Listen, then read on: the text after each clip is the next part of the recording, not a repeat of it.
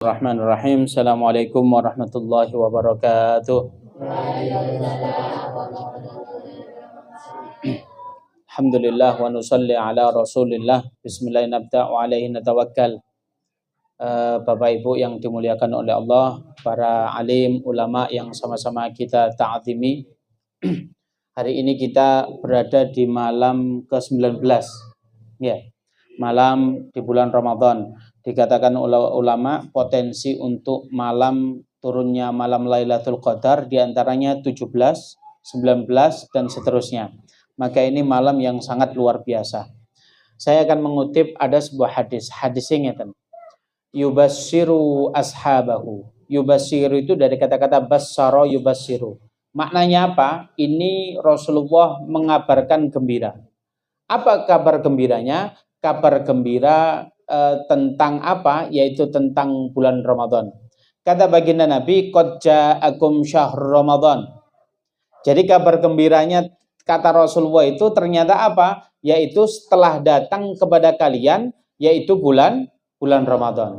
Ya bulan sekarang ini kita sudah didatangi bulan Ramadan, kita seharusnya senang. Karena apa? Kata Rasulullah, ini bulan gembira.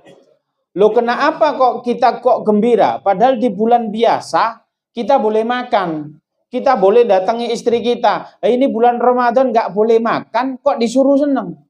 Ini secara logika, enggak bisa. Biasanya sarapan nasi jagung, ini enggak bisa kalau pagi ya. Ini enggak boleh.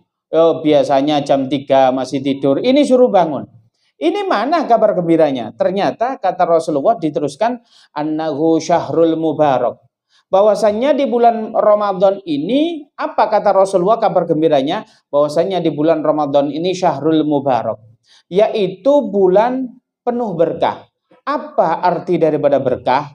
Berkah itu kata ulama di dalam kitab dikatakan ziyadatul khair. Apa ziyadatul khair itu? Yaitu bertambah kebaikan. Ibarat kata, kita itu beramalnya pada bulan Ramadan sedikit, tapi pahalanya berlipat ganda. Analoginya sederhana, seandainya Bapak Ibu di sini kerja 1 hari dibayar 150.000, lumayan atau tidak? Lumayan. Tetapi di bulan Ramadan, kalau Anda kerjanya 1 hari, tapi dibayarnya bukan 150.000 oleh Allah, dibayarnya berapa? 1,5 miliar.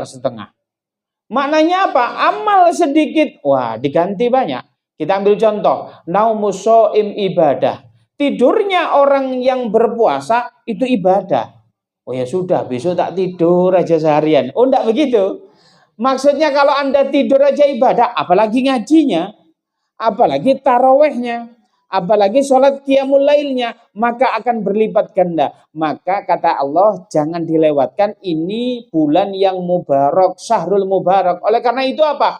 Amalnya sedikit, pahalanya luar biasa. Yang kedua, farrada alaihi siyam. Ternyata kabar gembiranya yang kedua adalah farrada alaihi siyam. Difardukan atau diwajibkan puasa. Apa enaknya diwajibkan puasa? Kalau kita lihat Allah itu membuat bulan, itu ada 12 bulan. Tidak ada 1 bulan pun kecuali bulan Ramadan diwajibkan berpuasa. Saya tanya, di bulan-bulan lain ada nggak yang diwajibkan berpuasa? Tidak ada. Senin Kemis wajib apa sunnah? Sunnah. Ayyamul bid wajib atau sunnah? Sunnah. Bahkan ada yang puasa, sehari mokel, sehari puasa, sehari mokel. Itu apa? Puasa Daud itu juga sunnah. Tapi di bulan Ramadan, satu-satunya bulan di dalamnya kita diwajibkan berpuasa. Apa enaknya diwajibkan puasa? Allah mengatakan, antara puasa bulan Ramadan itu antara aku dengan hambaku. Wa ana ajzibi, akulah langsung memberi pahala langsung kepada hamba-hambaku. Jadi kalau di bulan yang lain kita ibadah, itu yang ngasih pahala, betul disuruh Allah, tapi malaikat yang ngasih. Tapi khusus pada bulan Ramadan yang ngasih langsung Allah. Kira-kira kalau bapak-bapak di sini kerja, ikut makelar atau ikut bos yang gajinya besar? Ikut bos. Lah ikut maklar, wah dipotong nggak garu-garuan begitu ya. Lah ini kita di bulan Ramadan pahalanya luar biasa karena apa? Allah sendiri yang ngasih pahala. Nah, itu keunggulan atau kabar gembira yang ada pada bulan Ramadan. Ini yang ketiga. Apa yang ketiga? Ini kalau yang ketiga ini keren sekali. Apa kata Allah Subhanahu wa taala? Tuftahu abwabul jannah. Sungguhnya pintu-pintu surga itu dibuka semuanya. Pintu surga itu ada banyak.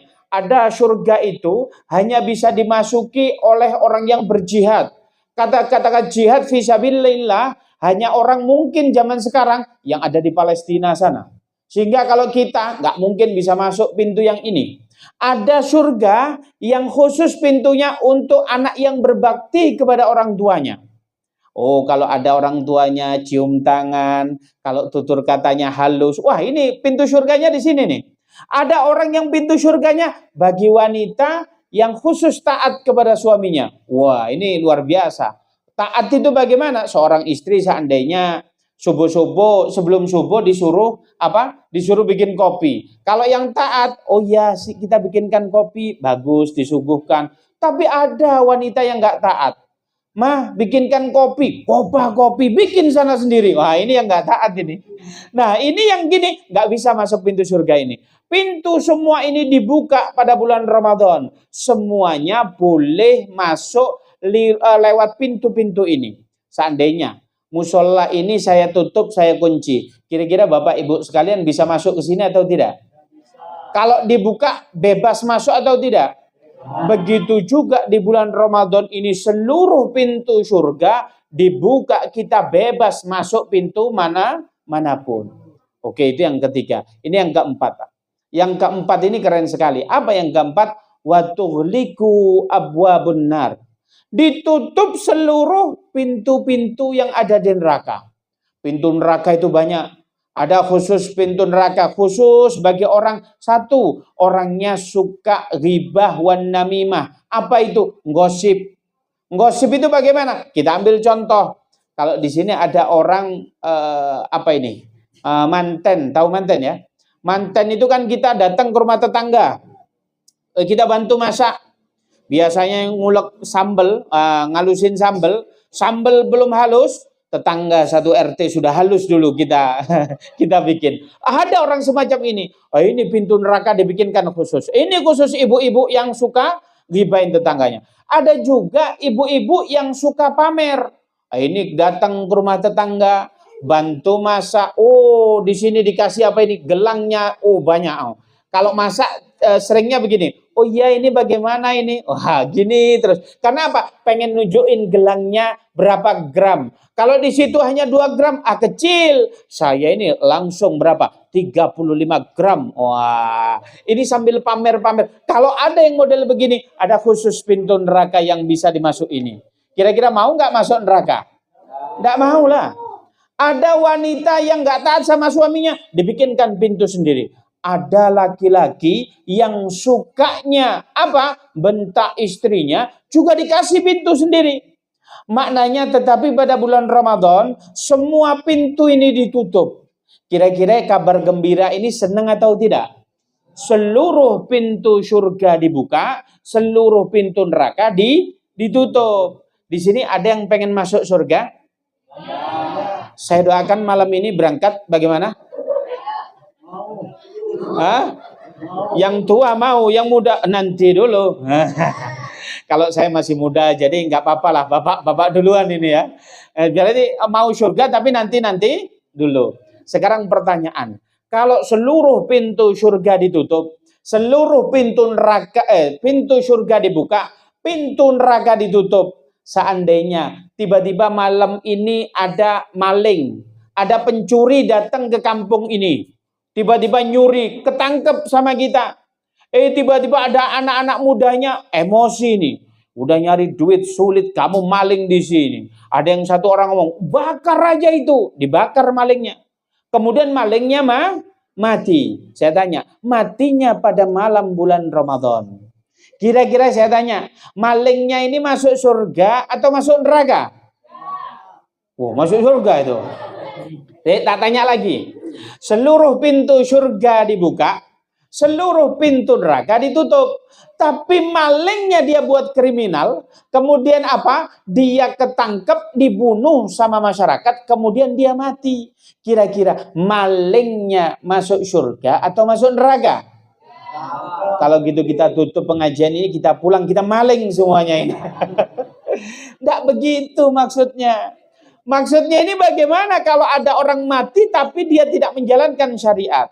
Maka ada syarat dan ketentuannya. Apa kata baginda Nabi Muhammad SAW? Siapakah yang berhak mendapatkan pintu dibuka, pintu nerakanya ditutup? Siapa? Yaitu orang yang berpuasanya. Apa kata Rasulullah? Imanan wahtisaban. Ada yang tahu kira-kira puasa imanan wahtisaban? Ada yang tahu? Ternyata puasa imanan wahtisaban itu begini.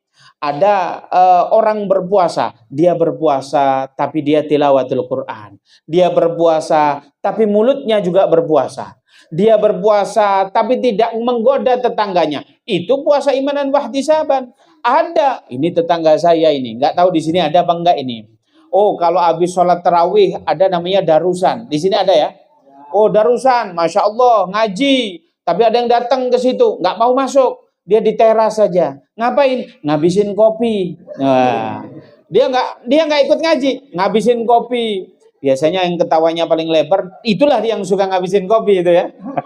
Itu habis ngabisin kopi, teman-teman jam 11 pada pulang. Yang ini nggak pulang, sudah kalian nanti tidur aja di sini. Nanti malam saya bangunkan. Oke. Jam 2 ada tetangga ngasih makan. Oh, udah sahur kalian, kita makan. Habis makan kita keliling patroli. Ayo sahur, bangun begitu ya. Setelah bangun apa yang terjadi? 3:30. Yang lain pada pulang, satu orang ini dia tidak pulang. Sudah, aku ngantuk, tidur dulu. 3:30 padahal subuhnya jam 4:15. Dia tidur sebelum subuh. Bangun jam 5 sore. Dia bangun, aduh alhamdulillah puasa hari ini. Kira-kira puasa model ini betul atau tidak? Enggak lah. Berarti subuhnya hilang, zuhurnya hilang, asarnya juga hilang. Kalau ada orang yang semacam ini puasanya bukan imanan wahtisaban. Sehingga kalau puasanya enggak imanan wahtisaban, ya sudah. Alamat surganya ditutup, nerakanya dibuka. Tapi kata Allah Subhanahu wa taala yang dikatakan imanan wahtisaban. Kalau ada orang yang berpuasa pada bulan Ramadan secara imanan wahtisaban, matinya kapanpun, seandainya matinya di bulan Syawal, di bulan Dzulqa'dah, di bulan Dzulhijjah ataupun Muharram, kapan saja Anda mati asalkan di bulan Ramadan puasa imanan wahtisaban, alamat pintu surga dibuka, pintu neraka ditutup. Sehingga santai saja, nggak perlu pengen cita-cita mati pada bulan Ramadan. Asal Anda puasa imanan wahtisaban, maka seluruh pintu surga dibuka, seluruh pintu neraka akan ditutup. Ternyata pahalanya bukan hanya itu orang yang puasa imanan wahtisaban. Apa pahalanya? Kata diterangkan di hadis yang lain, apa? Barang siapa yang puasa pada bulan Ramadan imanan wahtisaban, apa kata Allah? Ghufira lahu ma taqaddama min dzambika wa ma ta'akhkhar. Diampuni dosa yang sudah kita lalui. Tapi kata Allah, diampuni dosa yang belum kita lakukan. Loh, ini aneh, Bapak-bapak. Anehnya bagaimana? Kalau dosa kita lalui, ya sudah wajar kita sudah berbuat dosa diampuni. Tapi dosa belum kita lakukan, kita sudah diampuni. Maknanya apa? Maknanya kita itu makhluk Allah yang pasti melakukan dosa. Bahkan dosa yang kemarin belum kita istighfari, hari ini kita sudah memproduksi dosa yang baru. Saya tanya, ada nggak di antara teman-teman di sini, Bapak Ibu sekalian, yang hari ini tidak memproduksi dosa yang baru? Ada nggak? Halo, siapa yang kepedean bilang, oh saya, oh iya, paling tidur seharian itu ya. Jadi apa? Orang itu mesti berbuat dosa. Kalau Anda puasanya imanan wahtisaban, 1 tahun ke depan dosa Anda hilang. Wah, berarti apa? Luar biasa sekali. Nah, ternyata puasa imanan wahtisaban itu dosa kita baik yang sudah kita lalui maupun belum, kita akan diampuni oleh Allah Subhanahu wa taala. Baik. Berarti apa? Manusia ini aslinya banyak dosa, Bapak Ibu sekalian. Seandainya dosa kita ini ditunjukkan oleh Allah dalam bentuk zat yang dohir, nggak ada yang mau temenan sama kita. Kenapa kamu nggak mau? Oh, dosamu banyak, nggak mau aku berteman sama kamu. Ini kelihatannya pakai baju putih bersih, pakai sarung, nggak tahu dosanya ditutupin oleh Allah. Tapi kalau ditunjukkan, nggak ada yang mau berteman sama kita.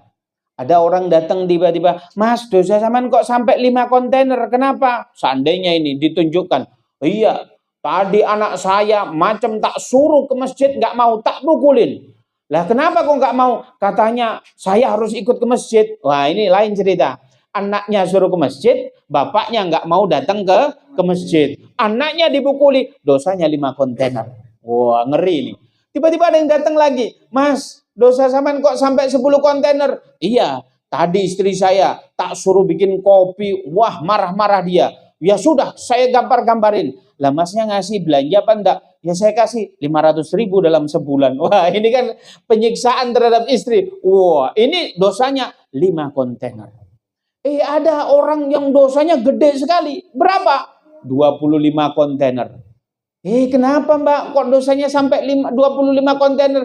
Iya, saya lebaran disuruh ibu saya mudik, saya pura-pura sibuk, saya pura-pura ada acara, padahal saya di rumah saja. Maka ini membohongi orang tua, dosanya paling gede.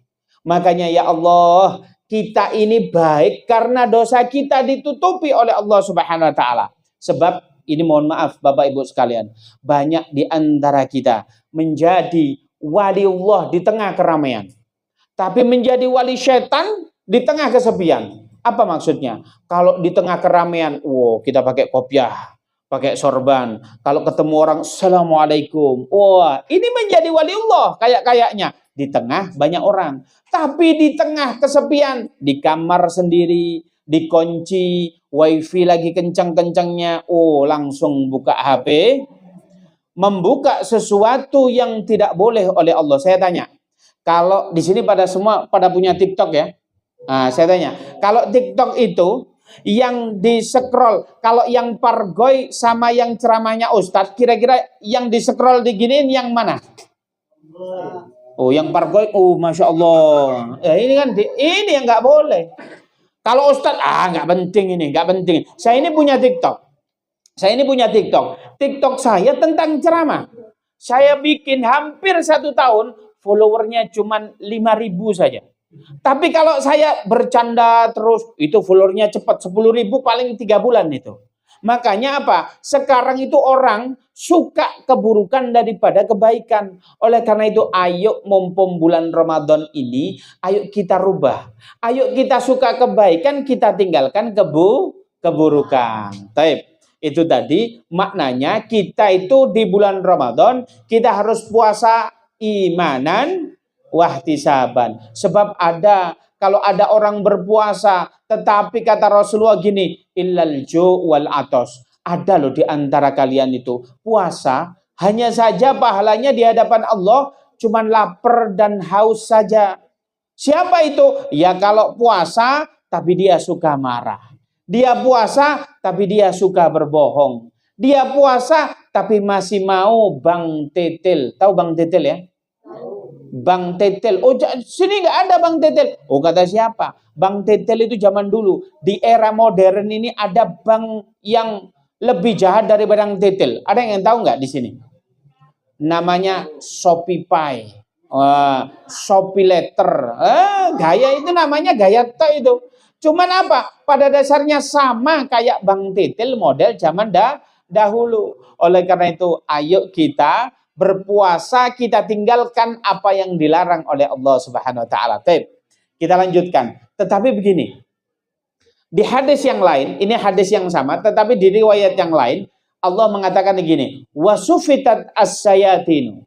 Sungguhnya setan itu pada bulan Ramadan itu dipenjara. Tapi yang menjadi pertanyaan, kalau setan di penjara, berarti orang yang di sini nggak ada yang digoda setan, betul? Sebab setannya nggak mungkin bisa lepas. Kalau penjaranya di Konoha sana, oh orang di penjara bisa jalan-jalan ke Singapura. Tapi mungkin nggak penjara Allah setannya bisa kabur? Nggak bisa. Tetapi jenengan tahu di bulan Ramadan ini ada orang sholat Jumat.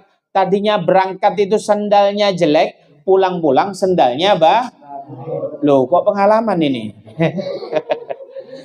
Loh kalau model begini, lah ini kalau setan dikatakan, oh saya dari khilaf, saya digoda setan. Kata setannya, loh orang saya di penjara, jangan ngambing hitamkan saya enggak tahu apa-apa, kata setannya. Loh ini loh, setan itu di penjara.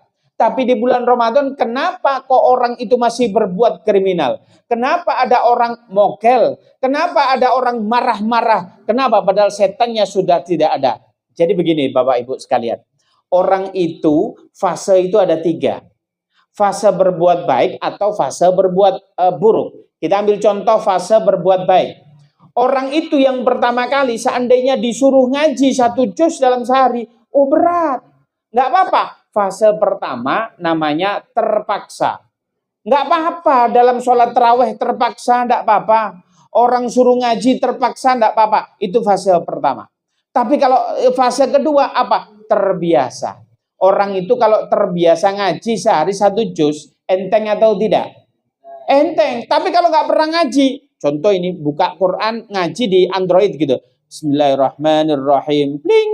Wah, buka WhatsApp 2 jam, ngajinya cuman Bismillah. Loh ini berat Pak. Kalau ini apa orang yang belum terbiasa. Tapi kalau sudah terbiasa 1 juz mah enteng. Ya enggak?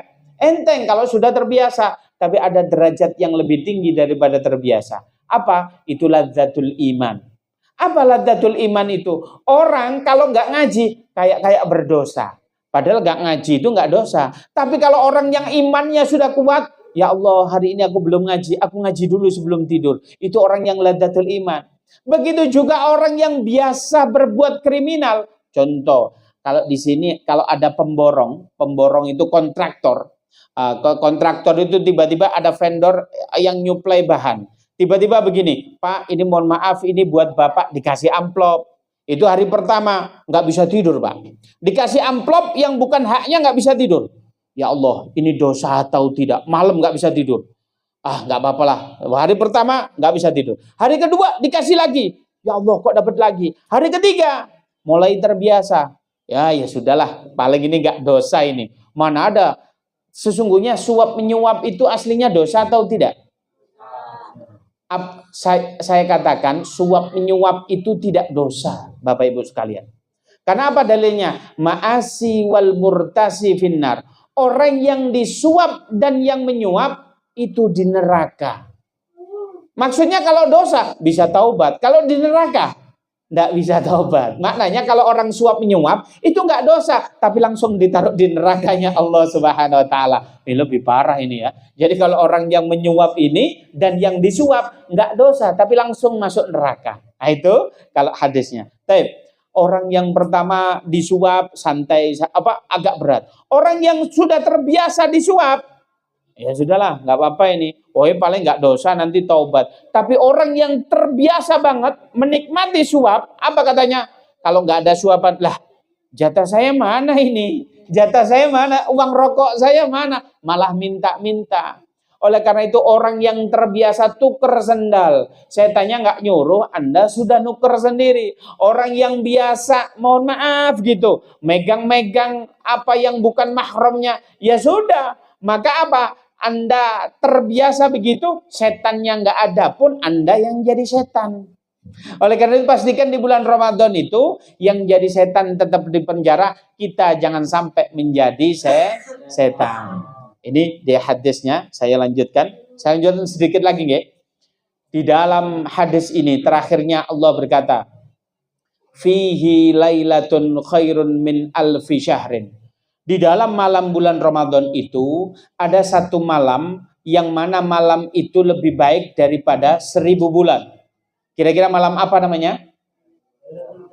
Malam Lailatul Qadar. Lailatul Qadar itu kenapa Allah kok memberikan 1000 bulan? Gara-gara apa? Ada yang tahu? Gara-gara Allah menurunkan Al-Quran. Kalau tanggal 17 Ramadan kemarin, apa? Nuzulul. Apa arti daripada nuzulul Quran? Turunnya. Loh, saya tanya, Lailatul Qadar sama nuzulul Quran sama? Halo? Sama?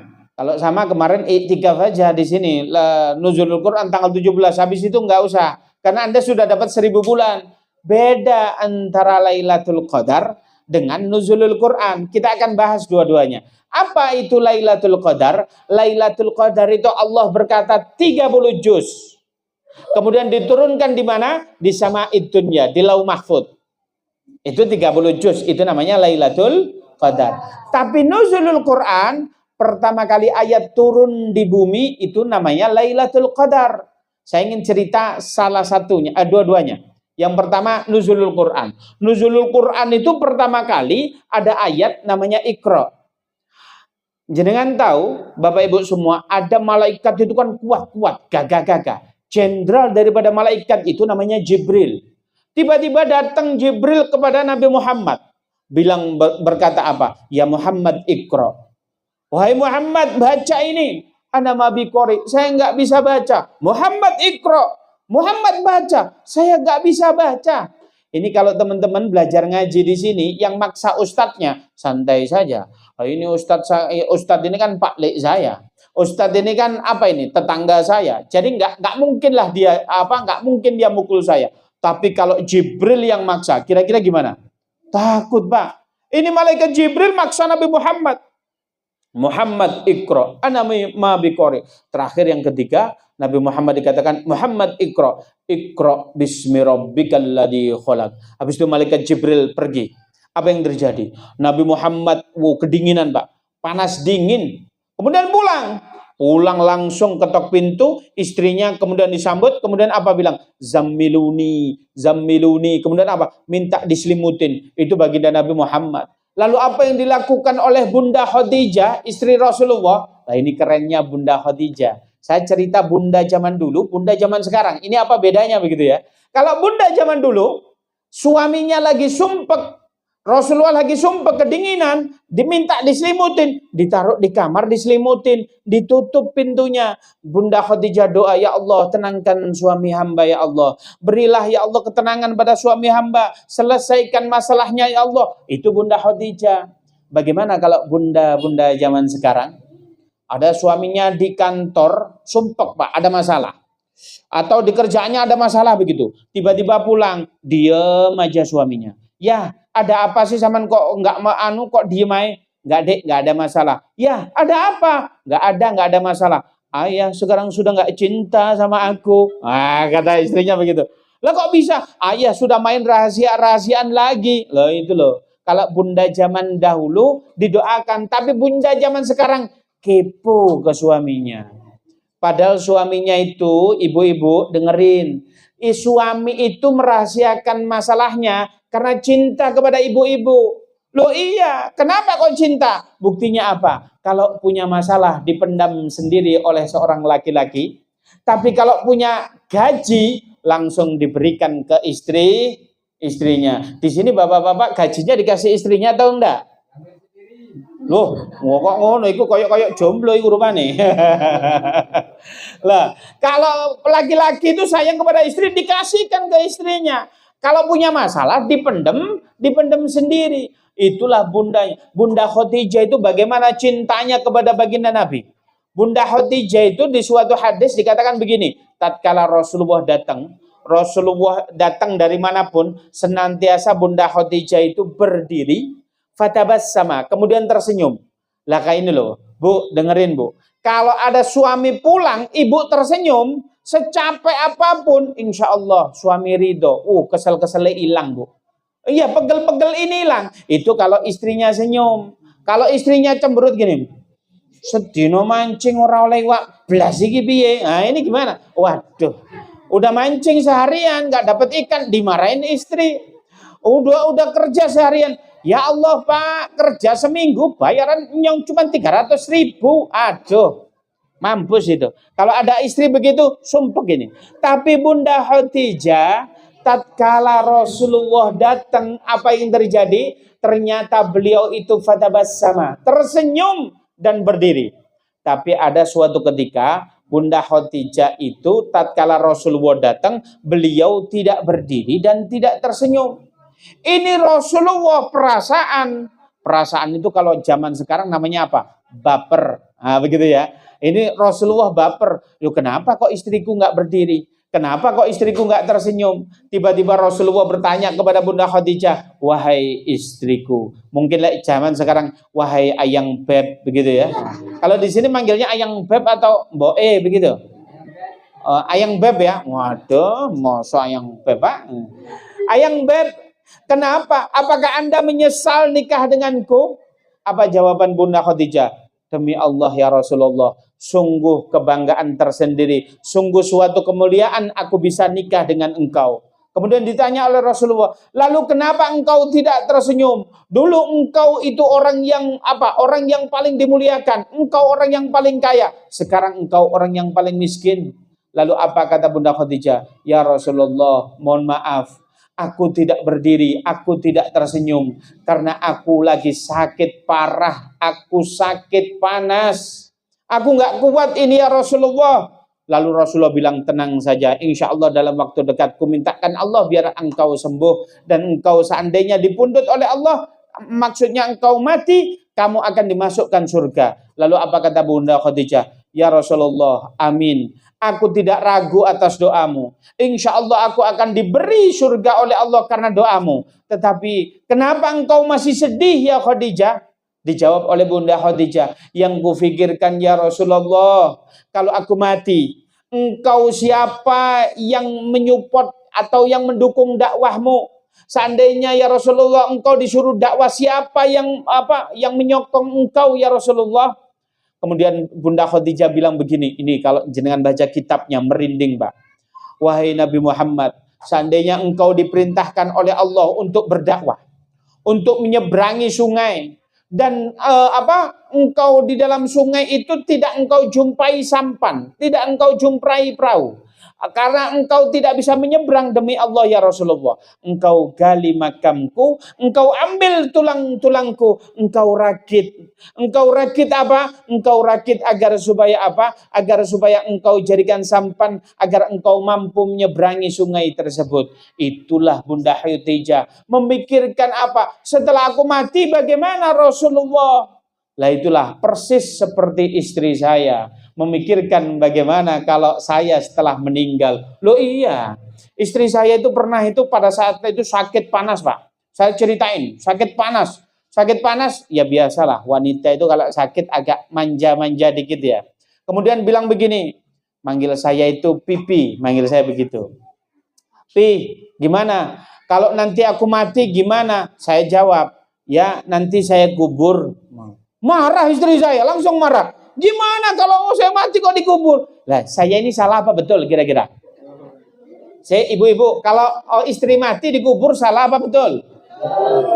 Lalu kenapa ini kok ibu-ibu marah kalau ibu-ibu dikubur? Secinta-cinta bapak di sini, kalau istrinya mati dikubur atau dibiarkan? Lah ya sudah, berarti kalau istrinya nanya, Bu, kalau ibu mati dikubur. Ya sudah ya, sepakat ya. Ibu duluan nggak apa-apa ini. Ibu mau duluan? Oleh karena itu, itulah. Kemudian apa kata istri saya? Pi, kalau saya mati nanti, Pipi nikah lagi apa enggak? Langsung belum jawab, ditarik baju saya. Awas kalau nikah lagi ya.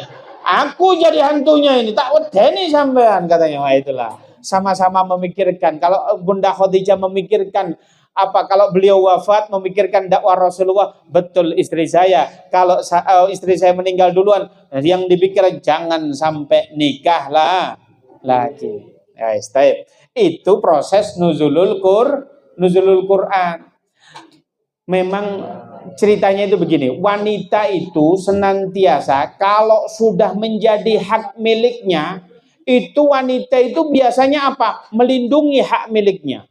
Suami kalau sudah menjadi hak miliknya, jangan harap ada wanita yang dekat-dekat. Ada wanita dekat, langsung begitu. Loh iya, Suami ngasih uang sudah menjadi hak miliknya. Jangan harap bisa keluar lagi. Seandainya saya tanya, bapak-bapak sudah ngasih duit kepada istrinya. Kemudian bapak-bapak mau mancing, butuh 100.000. Kira-kira sama istrinya dikasih apa dihitung utang? Utang lho Pak yo, ini utang lho Pak, saman sahur lho Pak. Yang kerja ini siapa kok suaminya disuruh ngutang ini loh. Itu namanya istri melindungi apa yang menjadi hak miliknya. Begitu juga istri saya. Wong gantengnya koyo ngene ya dilindungi, ojo sampai kena wong wedok liya kan begitu ya. Wah, itulah seorang istri. Tapi enggak apa-apa. Saya pengalaman itu dulu gini. Saya itu kalau beli baju pernah dibully sama ibu-ibu. Ustaz, kalau Gus ini kalau ceramah di mana-mana kok baju putih. Loh, baju saya ini 7 yang model putih begini. Banyak ini, semua sama. Saya suka putih begitu. Saya pernah itu beli sarung di Singosari. Kemudian yang jual itu orang Arab. Orang Arab itu mancung atau pesek? Cantik atau jelek? Cantik mana sama ibu-ibu? Oh, nggak bisa Bu, nggak jujur berarti kalau sama itu Bu ya. Ini cantik-cantik. Tiba-tiba yang di situ sibuk ada wanita yang keturunan Arab datang. Kemudian apa? Masya Allah, Ustadz mau beli apa? Oh iya, saya pengen ngelihat sarung, kata saya. Oh iya, diambilkan itu, kata istri saya. Oh, enggak cocok. Kemudian apa? Yang itu, enggak cocok. Ini 2 kali sudah. Sampai ketiga kali, enggak cocok. Sarung itu diturunkan, dinaikkan sampai 7 kali, enggak ada yang cocok. Ternyata apa? Enggak ada yang cocok. Kak, mohon maaf ya, saya nggak jadi beli. Apa kata wanita itu? Yang jelas, dia itu kan nggak mungkin cemberut. Karena apa? Dia jual. Oh iya nggak apa-apa Ustadz, kapan-kapan balik lagi ya. Wah, waduh, itu senyumnya masih terngiang-ngiang. Wah, kemudian saya pulang, masuk mobil, tiba-tiba istri saya diam saja. Ma, kenapa sih kok diam saja? Diam saja. Ma, kenapa kok diam saja? Apa jawabannya? Kapan-kapan balik lagi ya. Lah ini apa hubungannya begitu? Ternyata saya pikir cuman selesai pada saat itu. Pada saat malam hari tidur nggak mau menghadap saya. Tidur saya di belakangi. Ma sini loh. Ma sini loh. Papa ini salah apa? Tiba-tiba noleh. Kapan-kapan balik lagi ya. Tidur masih ada ternyata ya. Lah itulah wanita. Wanita itu kalau sudah punya sesuatu tidak rela dibagi. Begitu juga ibu-ibu di sini rela nggak dibagi kira-kira? Wah banter ya. Itulah nuzulul Quran. Saya cerita satu lagi namanya Lailatul Qadar. Lail itu artinya malam. Qadar itu maknanya ada 3. Yang pertama, Qadar bimakna syaraf. Di dalam kitab itu Qadar itu artinya syaraf. Apa itu syaraf? Syaraf itu maknanya mulia. Bagaimana tidak mulia? Seandainya satu malam Lailatul Qadar itu Anda jumpai, Anda cuman bilang Bismillahirrahmanirrahim, maka Anda dikategorikan oleh Allah sama dengan ibadah berapa? 1000 bulan mojo bismillah terus, Pak. Saya tanya, 1000 bulan itu setara dengan 83 tahun. Umur manusia itu antara 60 sampai 70. Berarti apa? Kalau Anda menjumpai malam Lailatul Qadar, kayak Anda ibadah seumur hidup. Moco Bismillahirrahmanirrahim. Wah, kayak seumur hidup aja bismillah. Sedekah 100.000. Kayak sedekah 100.000 seumur hidup. Itulah mulia kata Allah Subhanahu wa taala. Itu makna Lailatul Qadar yang pertama. Makna Lailatul Qadar yang kedua. Qadar bimakna dhayyi. Qadar yang kedua ini maknanya dhayyi. Apa itu dhayyi? Dhayyi itu sempit, Pak. Sempit. Apa itu sempit? Loh kok bisa sempit? Bumi itu, Pak, 100%, yang 70% itu air, laut.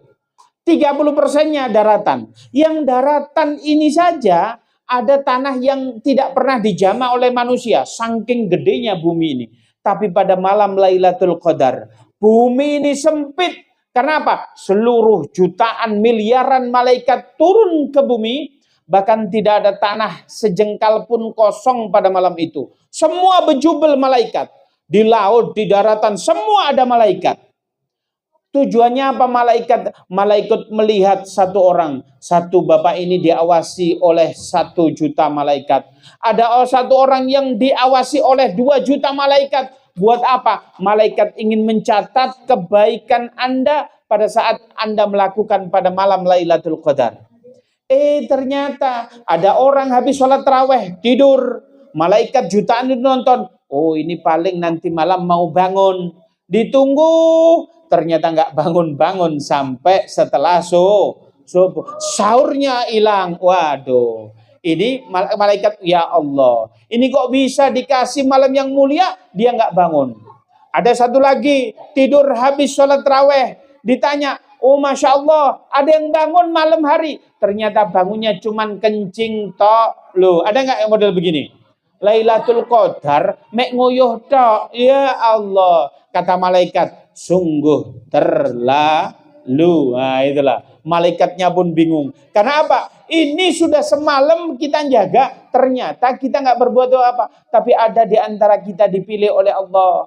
Kita bangun malam, Masya Allah. Kita mandi pada malam hari. Kita ngaji. Kemudian kita sudah nyiapkan uang. Kita sedekah ke tetangga makanan. Kita sedekah ke uang ke tetangga. Wah, ini luar biasa. Maka jenengan kalau sudah dipilih oleh Allah mendapatkan Lailatul Qadar, ditulis ibadah seumur hidup. Keren atau tidak? Ya keren, Pak. Ibadah seumur hidup. Ya, yang terakhir, apa sih Lailatul Qadar maknanya? Qadar bermakna takdir.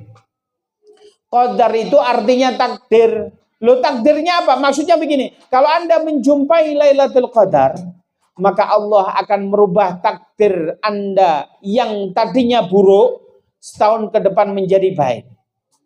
Yang tadinya baik, ditakdirkan lebih baik. Lo bayangkan, seandainya, mohon maaf ini, sawah tandur nanam tebu di sini, ditakdirkan kena hama, nggak ada panen. Dengan adanya Anda menjumpai malam Lailatul Qadar, maka panenan Anda menjadi lebih baik tahun depan. Harga tebu naik, suka apa tidak? Oh, suka. Oh, di sini nanamnya bukan tebu, nanamnya cabai. Pas cabai ditakdirkan harga tinggi pas panen. Loh, itu loh enak.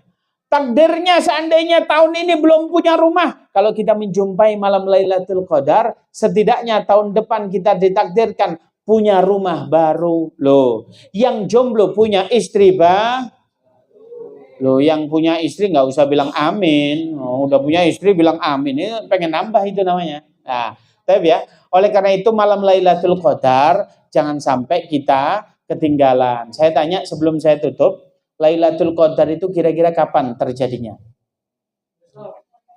Besok, Masya Allah, keren sekali ini. Malam Lailatul Qadar itu yang pasti terjadinya pada malam bulan Ramadan. Lah iya malam, tapi 30 hari. Ya enggak kuat saya. Oke, ada pendapat ulama, apa? Terjadinya separuh pada bulan Ramadan. Berarti setelah tanggal 15 kemarin, sampai sekarang itu potensi ada. Tapi 15 hari ya enggak kuat. Capek ini. Apa potensi pendapat ulama yang terakhir? Apa? Yaitu malam ganjil. Berarti apa? Saya tanya, malam ganjil separuh pada bulan Ramadan, yaitu malam 17. Yang kedua malam 9. Malam ini berarti. Malam 19. Ini malam? Oh, malam 20. Kemarin berarti. Besok malam 21. Nah, itu besok potensi malam Lailatul Qadar.